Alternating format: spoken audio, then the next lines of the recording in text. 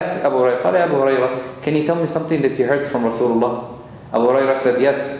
إن أول ما يحاسب عليه العبد يوم القيامة من عمله صلاة. The first thing that the person will be asked in the day of judgment from his deeds is صلاة. فإذا صلحت, if the salah is correct, فقد أفلح ونجح. That means he have succeeded, he have won, he have passed the test. وإذا فسدت, and if the salah is incorrect or invalid, فقد خاب وخسر. Then he have lost everything after that. خلاص, no more question. قال فإذا انتقص من فريضته شيء, if he messed up something from the obligatory fara'id, Allah Azza wa Jalla will ask to the angel, tell them, look to see if he has part of the recommended, if he had tatawwa, nafila, extra salawat, extra sunnah, that we could complete what he have messed with the obligatories. So if he does, then it will be added to him and he will enter paradise. So for example, somebody prayed dhuhr. نقول مثلا الظهر has 10,000 حسنة مثلا. He only got 7,000 من الظهر for any reason. If he prayed the sunnah before dhuhr and after dhuhr, this could count for the other 3,000, therefore he'll get the 10,000 or even more. هذه هي السنة مع الفريضة. لذلك number 2 نقول من فعل السنن المستحبات لا يمكن أن يفرط في الفرائض. The ones who does the recommended would never leave the obligatory. True or no? If somebody always during the year يصوم Monday, Thursday, and he fasts 3 days of every month, okay? And he fasts the day of Arafah, and he fasts the day of Ashura, and he fasts like the Prophet, okay? When it comes Ramadan, do you think he's gonna fast Ramadan or no? 100%, most likely he would, because if he's doing the recommended, the sunnah, therefore he would do the obligatory. If somebody prays at night, Salatul Layl, does every sunnah before the salawat and after the salawat, alaykum assalam, do you think he's gonna mess up the obligatory salah? Most likely not. But some people pray Tarawih. Yeah, that's different because they only pray Ramadan.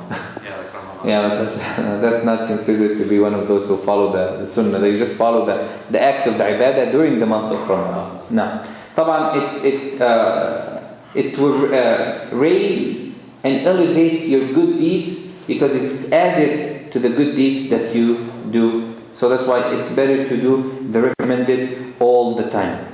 There are some sunan, هي sunan مؤكدة وسنن غير مؤكدة. There are some sunan mu'akkada, meaning that it's certain that you have to do it all the time, every time, and it's better to do it. Who can tell me one of the sunan that's mu'akkad? Siyam eh?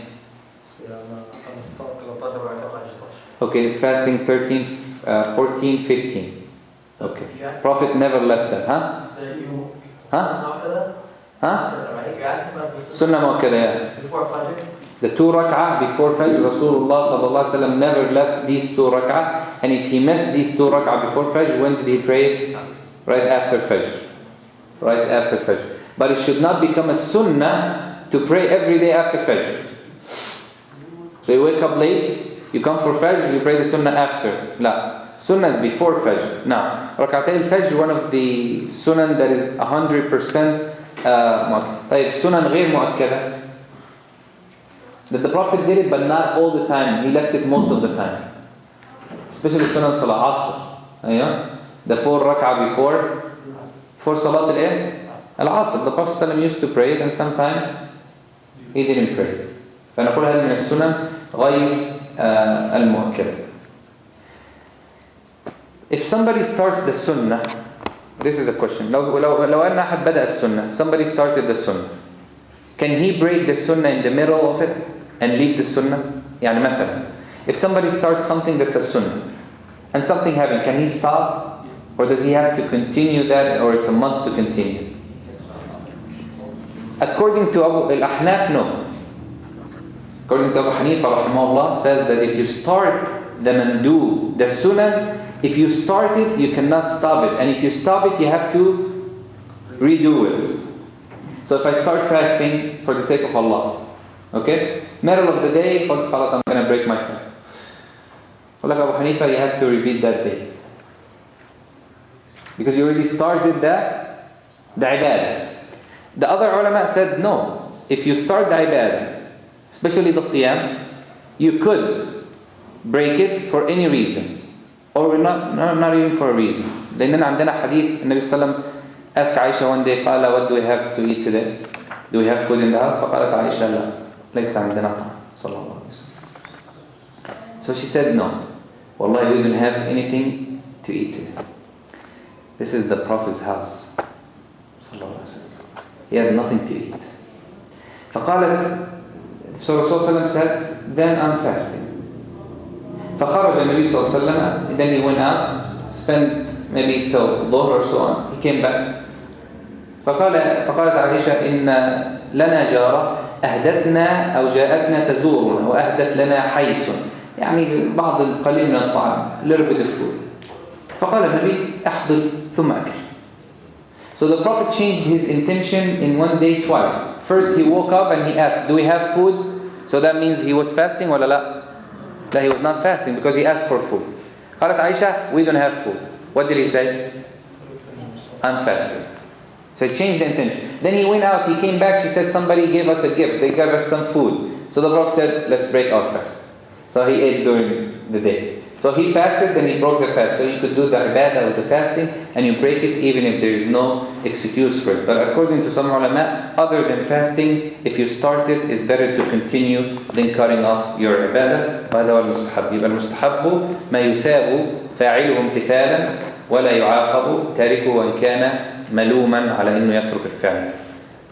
نعم. According to Ahnaf, do they mean like if I start fasting Mondays and Thursdays, I cannot stop the act of doing لا, during the day. So if you start fasting Monday and you break in the half of the day, you have a day to repeat. You have a day that's oh. And they say same for the Ahmed. Sunnah prayer. So for example, if I نعم pray Sunnah, نعم you have to make it up. لكن طبعا if you're not أحناف then yeah, but for other people, like if I start praying Sunnah and the prayer and the Quran started, so I shouldn't leave them. لا. If you start the Sunnah, this is another question. If you start the Sunnah and the Imam called the Adhan or the Iqamah and the Imam started the Salah, leave the Salah for the prayer if you're still in the first rak'ah. But if you're almost finished with your Sunnah, finish the Sunnah, then catch the Salah. So you yourself know better. Can I catch the first rak'ah or no? But if you came inside, called Allahu Akbar, and the Imam said Allahu Akbar, don't say, okay, let me finish my Sunnah first. He's going to be finished with the first rak'ah. لا, do the obligatory first. بس لو أنت في التشهد مثلا أو في السجود الأخير, finish your salah, then continue with the Imam better. صلى الله على محمد وعلى آله وسلم.